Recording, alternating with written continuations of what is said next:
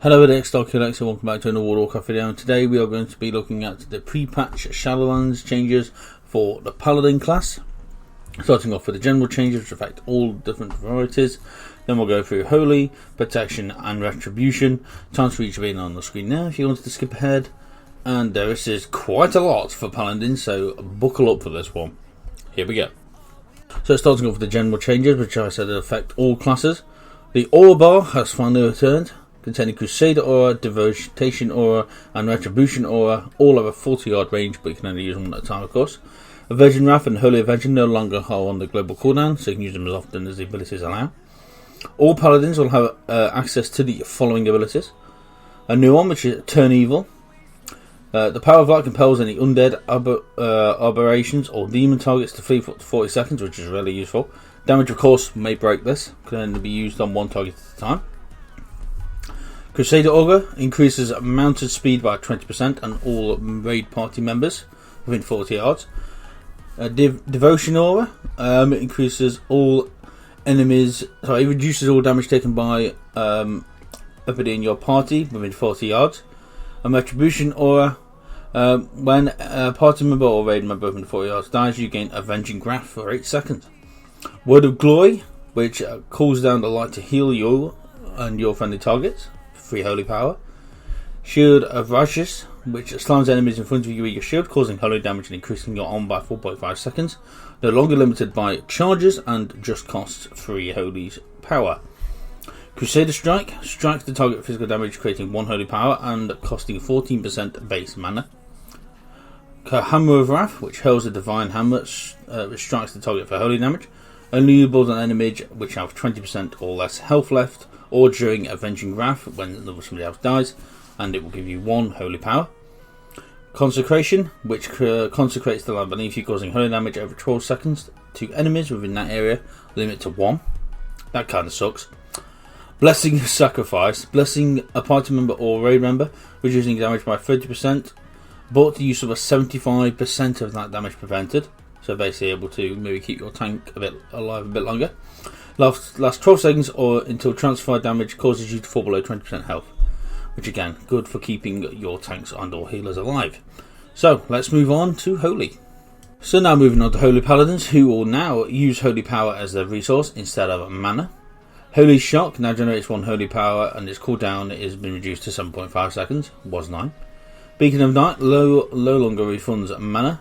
Casting Flash of Light or Holy Light on your Beacon of Light generates 1 Holy Power. Additionally, the Beacon of Light will be healed with 50% of the amount healed, was 40. Light of Dawn now costs 3 Holy Power and has no cooldown.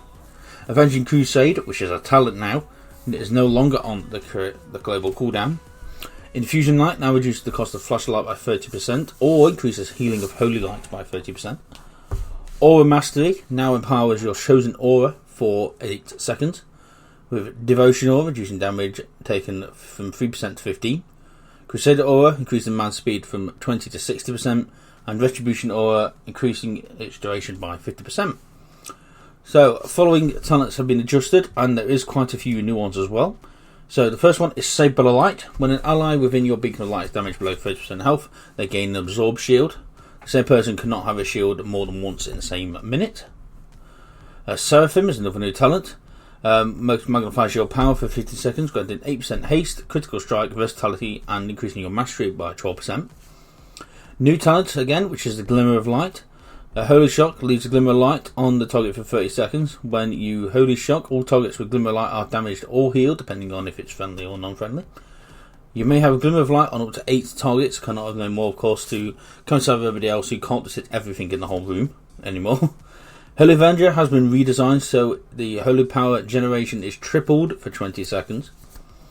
Divine Purpose has been redesigned so that your holy abilities have a 15% chance to make your next Holy Power ability free and deal 20% increased dealing damage and healing. Fist of Justice has also been redesigned so that each Holy Power spent reduces the remaining cooldown of your Hammer of Justice by 2 seconds. Awakening now also procs from Word of Glory. And the Bestow Faith now generates 1 Holy Power. Now Protection Paladins, who will also use Holy Power as their resource. They have gained a new passive ability called Shining Light, which every 5 Shield of Righteous Make your next Word of Glory cost 0 holy power. Vengeance Shield no longer increases the effects of your next Shield of Righteous and now generates 1 holy power. Judgment now causes the target to take 25% increased damage from your next holy power ability and also generates a holy power. Hammer of Righteous now generates 1 holy power as well. Consecration reduces the protection Paladin's damage taken by 5% while you stand inside it, and it also gives a bonus to your mastery. Light of Protector has been completely removed, no longer available in the game. Word of Glory has been given the additional effect when, if you cast it on yourself, it is increased by up to 150% of your missing health. Now, talent changes. There is quite a few new talents and of course a lot of changes to existing talents. So, first one is Divine Purpose. With Holy Power abilities, have a 15% chance to make your next Holy Power ability free and deal 20% increased damage and healing. That is similar to the Holy class, if you remember. We have Holy Avenger, which is your generation is tripled with 20%, again similar to the Holy Paladin. The Sacrificed Wrath, which replaces Last Defender. Avenging Wrath lasts 25% longer and causes Judgment to generate 2 holy power.